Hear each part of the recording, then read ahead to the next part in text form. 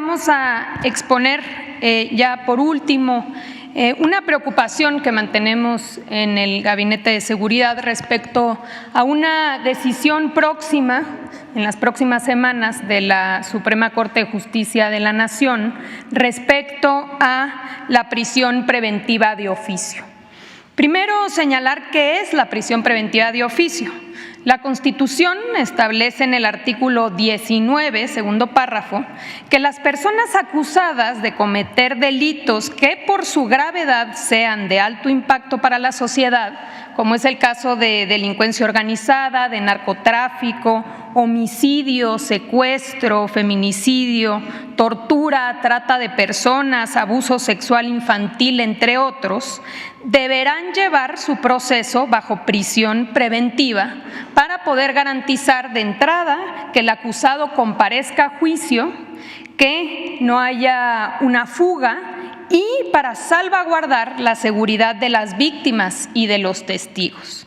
Entonces, ¿qué se va a discutir en la Suprema Corte de Justicia de la Nación en las próximas semanas? La Suprema Corte está proponiendo invalidar el artículo 19 constitucional y ordenar a todos los jueces del país inaplicar la prisión preventiva de oficio. Esta decisión la toma a partir de una resolución emitida en enero de 2023 por la Corte Interamericana de Derechos Humanos, que, como sabemos, es una instancia judicial internacional que pertenece a la OEA, a la Organización de Estados Americanos, en donde condena a México y resuelve que se deben adecuar las leyes, incluyendo la Constitución, para eliminar la prisión preventiva. Aunque esta resolución por parte de la Corte Interamericana en realidad obliga a todo el Estado mexicano en su conjunto, la Corte atrajo la sentencia oficiosamente para interpretarla y ordenar unilateralmente cómo México debe darle cumplimiento sin que se tome en cuenta a otras instituciones. Una obvia sería el Congreso de la Unión, quien debería analizar la posibilidad de estas modificaciones. Creemos que la Suprema Corte no solo se excede en sus facultades, sino que pretende tomar una decisión sin dimensionar lo que esto significa para la paz y seguridad de nuestro país.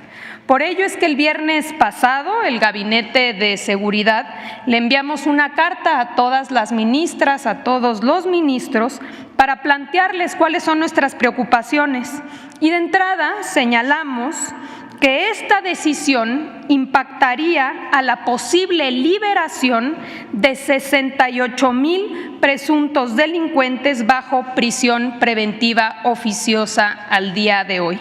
Estamos hablando de 11,640 acusados de homicidio, 7,150 acusados de secuestro, 5,617 de violación, 4,013 de narcotráfico y narcomenudeo, 3,800 de portación de armamento y explosivos, 1,405 de feminicidio, 1,273 de abuso infantil y corrupción de menores y 405 por delincuencia organizada.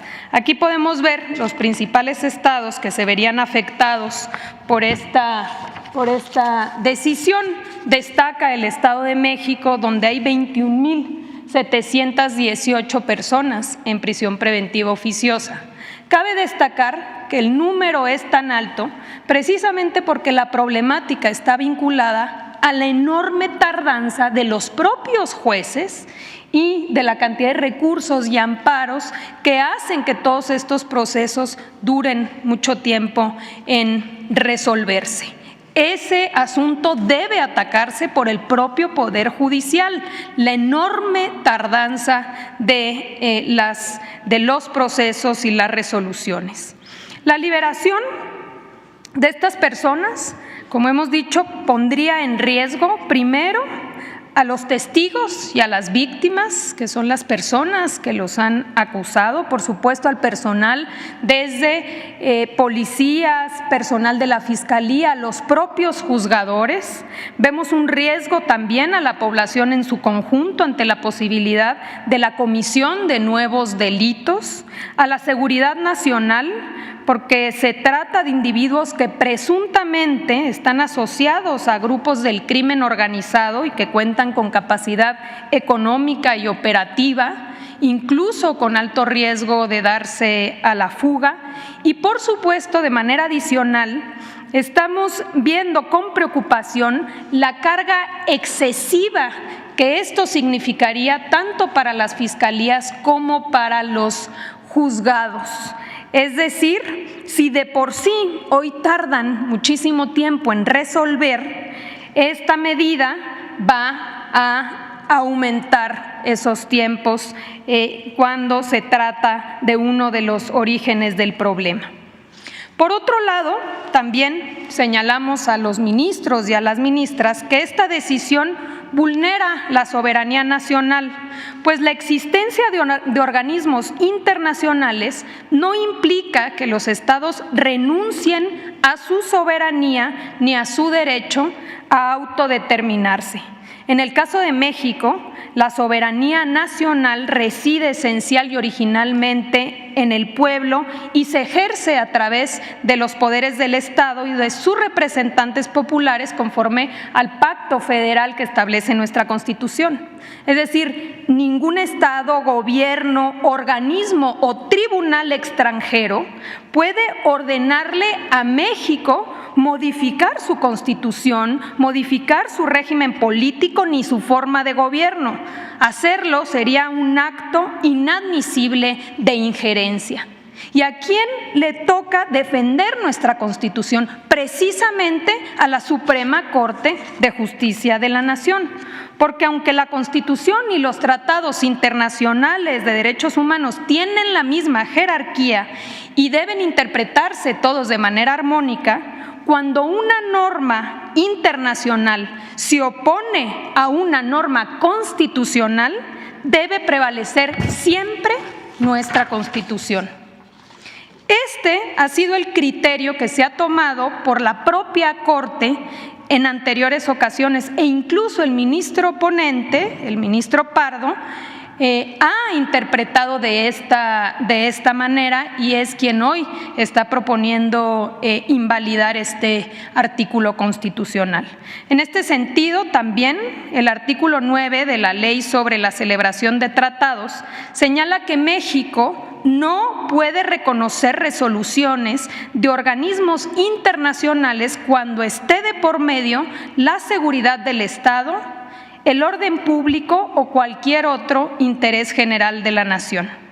Finalmente, la Suprema Corte se excede al anular una disposición constitucional cuando la única facultada para reformar o para eliminar un artículo de la Constitución es el Congreso de la Unión a través de los diputados y los senadores con 2/3 partes con la ratificación de la mayoría de los congresos locales. Nos parece que esta decisión, el Poder Judicial es asumirse como el gran poder de los poderes. Ya por último, queremos alertar que diversos juzgados federales han ido aún más lejos, porque sin que la Suprema Corte de Justicia se haya pronunciado sobre este tema, el Pleno de la región Centro-Norte, que comprende 18 estados, emitió ya una jurisprudencia que ordena a todos los jueces de estos 18 estados a conceder suspensiones de amparo que promuevan las personas que tienen órdenes de aprehensión precisamente por delitos que ameritan prisión preventiva oficiosa. Eso en cumplimiento de la sentencia de la Corte Interamericana. Es decir, los juzgados penales se le adelantaron ya a la Suprema Corte de Justicia de la Nación decidiendo unilateralmente un asunto que todavía no está resuelto por el Estado mexicano.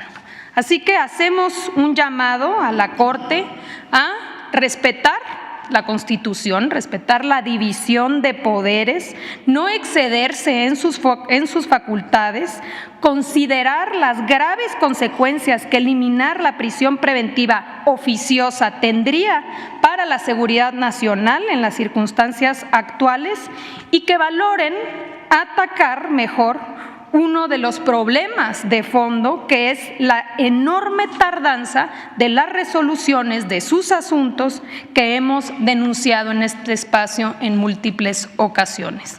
Es cuanto, presidente.